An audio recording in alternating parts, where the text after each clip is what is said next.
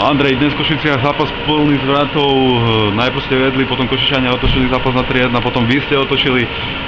Ako si to vedel tu? No tak veru, prvá tretina bola z našej strany celkom dobrá, v druhej sme spravili pár chýb, ktoré stali na ten stav 3-1, ale potom sme to otočili nakoniec na 4-3 a nebyť tej mojej chyby v tretej tretine, tak by sme brali 3 body a nie.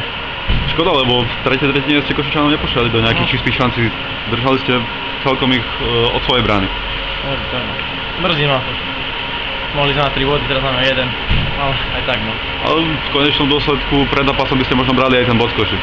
No tak určite, v Košice sa ťažko hrá.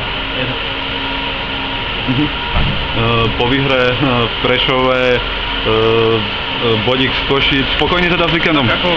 Mohli sme mať aj 6, no ale tak aj 4, to je za to. Sme mali na ihrisku ťažkých superov, kde sa veľmi ťažko hrá. Dobre.